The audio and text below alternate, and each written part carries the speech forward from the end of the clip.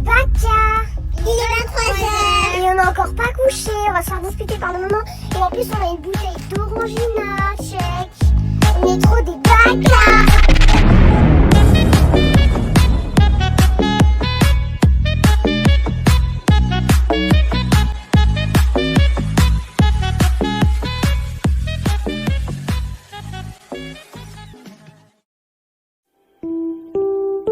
Le plus gros souci avec cette application, eh bien, c'est indéniablement les gens. Un peu comme pour les animés, la communauté est vaste, et alors forcément, on peut tomber sur de sacrés spécimens. Mais forcément, avec plus de 14 millions de Français qui utilisent régulièrement TikTok, il y a alors énormément de jeunes enfants immatures. Alors je tiens à rappeler à absolument tout le monde que TikTok, c'est pas pour les gosses de moins de 13 ans, putain! Donc si t'as moins de 13 ans et que tu te fais insulter de 2010, eh bien c'est ton putain de problème. Parce que t'as pas à être là de base. Je reviens, je vais prendre mes cachets. Il y a énormément de défauts sur cette application, alors on va commencer par les points positifs. Le premier point cool, c'est la variété du contenu, donc t'en as pour tous les goûts. En d'autres termes, si t'es pas intéressé par telle ou telle vidéo, t'as qu'à appuyer sur le bouton pas intéressé et ils te recommanderont plus ce genre de vidéo. Ensuite on a les tendances, environ chaque semaine les trends changent. Parfois il y en a qui restent plus longtemps que prévu, mais c'est pas super dérangeant. Personnellement, en ce moment j'adore la trend avec Don Torito, donc je vais vous montrer un exemple pour ceux qui connaissent pas.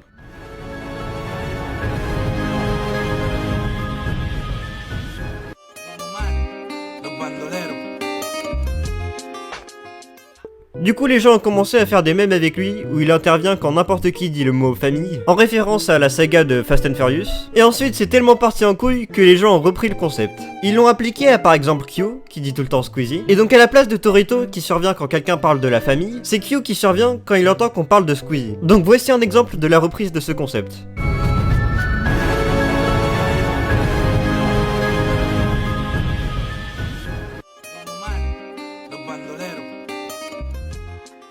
Et c'est ça qui est vraiment génial. Les gens trouvent de nouveaux moyens de se renouveler dans quelque chose qui est déjà hilarant. Ensuite, il y a quelque chose qui s'appelle les collages et les duos. Les collages, ça sert à répondre à un TikTok. Et les duos, ça sert aussi à répondre à un TikTok, mais avec la vidéo originale sur le côté. Et grâce à ça, croyez-moi, on peut faire énormément de vannes. Par exemple, dans cette vidéo, où un mec force un petit peu avec sa copine, et du coup la communauté s'est amusée à faire des duos. Happy Star Wars Day, everyone. Today is also my birthday. And because it's my birthday, I get to introduce you to my girlfriend, who is amazing. Hi guys, I'm Brittany. She rescues rabbits, and she goes on Target rampages. Well, not Target rampages. She goes on rampages within the department store of Target. It's actually a lot of fun. Une autre qualité sympa, c'est que tout le monde peut percer sur TikTok. Mais vraiment, si tu t'en donnes les moyens, même avec un montage pas fou, tu peux faire beaucoup de vues. Bon, c'est peut-être un avantage, mais c'est aussi un inconvénient. Et on va tout de suite voir ça dans les points négatifs.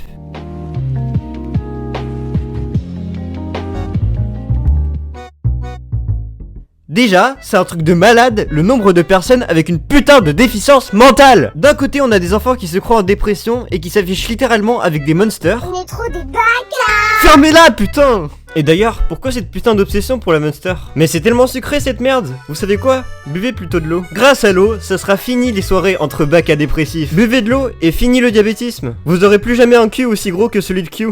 Q? T'es là? Oui. Oh putain, Q! Non, pas toi! T'as été touché par le syndrome de la Monster! Bois de l'eau, Q, putain! Hydrate-toi! Bref, et puis de l'autre côté, on a des putains de forceurs en commentaire. Des commentaires typiques qui reviennent tout le temps du genre: les gens qui portent des crocs, c'est à la poubelle. Ou encore du type, sors par la porte. Mais aussi, une poutre t'as peur. Une chaussette t'as peur. Un pigeon t'as peur. Mais t'as peur de quoi, putain? Toujours dans les commentaires, on a les personnes qui croient avoir la raison et que seule leur croyance est la vérité absolue. Alors je sais, je me répète, mais TikTok c'est pas pour les moins de 13 ans, bordel de merde. Non mais parce que vous avez vu les gosses d'aujourd'hui, ils ont un lexique d'insultes plus large que le front de Jean Castex. Il y a aussi les petits enculés qui repostent des vidéos de YouTube qui ne leur appartiennent pas. Et certains ont 50 000 abonnés rien qu'en faisant ça. Et puis sinon il y a une tendance qui s'est installée, ça vient sûrement pas de TikTok, mais je vous montre ce commentaire. MDR, même les 2 sur 10 se font valider 10 fois par jour. Elle veut du 8 ou du 9 sur 10 de nos jours. Alors bon, depuis quand tu notes les gens? Pourquoi vous faites ça? Dans quel but? C'est juste complètement con. Déjà c'est une note absolument pas objective en général, et ensuite c'est basé uniquement sur le physique. Donc on aura forcément des situations dans lesquelles un 2 sur 10 ne peut pas se mettre en couple avec une 10 sur 10, Parce que c'est une 10 sur 10. Bon, déjà, les goûts c'est subjectif, donc je peux très bien détester une personne et quelqu'un d'autre peut très bien l'adorer. Et les pires, c'est ceux qui se surestiment. Eh oh, ça va les égoïstes, non? Je comprends vraiment pas les personnes qui font ça. Ça se voit très clairement que ces gens-là ont vraisemblablement tous reçu une éducation aussi poussée que celle d'un gamin immature. Un gamin qui rabaisse tout le monde et qui se croit tout permis. Autrement dit, une éducation merdique. Après, on a les TikTokers qui font des vidéos vraiment pas terribles. Mais est-ce qu'on peut vraiment leur en vouloir tant que ça fait de mal à personne? On devrait pas en vouloir aux personnes comme Michou, Inoxtag ou encore The Kairi. Par contre, les youtubeurs et les TikTokers qui font des vidéos un bisou ou une claque, ça devrait être ban. Regardez l'abus de ce gars par exemple. Bon, vous êtes en couple? Oui. Oh, t'as pas l'air sûr. Si, on est en couple. Il est un peu hésitant. Bref, j'ai une petite question pour ta copine, c'est bon? Un bisou ou une claque? Un bisou. Allez, salut. On l'appelle Bertrand le fils de pute. Et puis même si la vidéo est fake, il y a quand même des personnes qui suivent et qui regardent son contenu, comme des enfants facilement influençables, qui eux aussi, à l'âge adulte, vont prendre exemple sur lui. Juste, signalez ce genre de contenu, s'il vous plaît. C'est vraiment dommage que les vidéos travaillées ne soient pas autant mises en avant que les vidéos réactions. J'ai l'impression que les vidéos les moins montées deviennent à la mode, et que pour passer facilement sans travailler sur TikTok, il faut soit être une belle fille, soit être un beau gars. Et c'est vraiment ça qui est dommage, que la société soit faite ainsi. Par exemple, une vidéo où un mec dessine, ou alors un mec qui joue d'un instrument, ça fera toujours moins de visibilité qu'une belle fille qui se filme sur une musique sans faire quoi que ce soit de spécial. Ah, c'est vraiment la pire génération. Avant, on admirait des artistes comme Léonard de Vinci, Mozart ou encore Michael Jackson. Au 21e siècle, les adolescentes admirent des soi-disant artistes comme Charlie D'Amelio. Et ça me fait vraiment de la peine de voir ça. Dans le même genre, on a aussi des personnes pas très fut-fut qui se croient au centre du monde. Et elles se rendent pas compte que les gens ont leur propre vie aussi. C'est quoi la chose qui vous impressionne le plus sur Terre?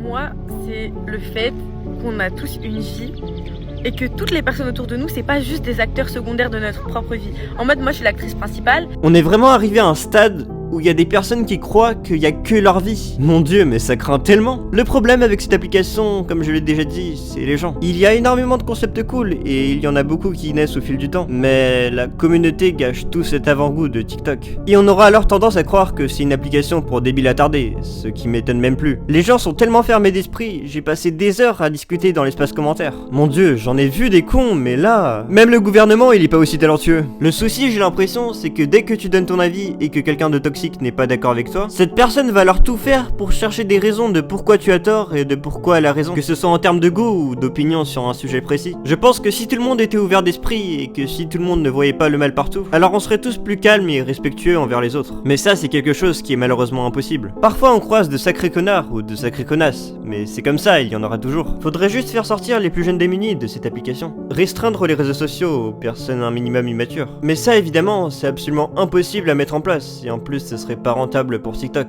Parce que eux derrière, ils se font du blé grâce aux 2010 qui consomment des TikTok avec des pop-it ou je ne sais quoi. Et puis selon moi, l'âge ne fait pas la maturité, alors déconseiller les réseaux sociaux aux moins de 13 ans c'est une chose, mais c'est surtout inutile si les parents ne surveillent pas leurs enfants derrière. Je suis désolé, mais c'est vrai. Autrement, il n'y aurait pas autant d'engouement avec les 2010. Et puis, mon dieu, le nombre de personnes immatures alors qu'elles sont majeures. Alors, c'est pas parce que tu es majeur, Jean-Michel, que tu es mature. Vous croyez que la majorité des viols sont commis par des personnes matures, peut-être? Bref, retenez bien ce que je vais vous dire. Si tu veux être respecté, alors respecte les autres. Si quelqu'un te manque de respect, alors je vois pas pourquoi tu pourrais pas lui manquer de respect à ton tour. Si tu respectes personne, alors viens pas te plaindre que personne te respecte. Quelque chose que beaucoup de personnes oublient, c'est que la provocation, c'est aussi un manque de respect. Arrêtez d'être un fils de pute, et... Arrêtez d'être un putain de bac à dépressif qui aime la muster.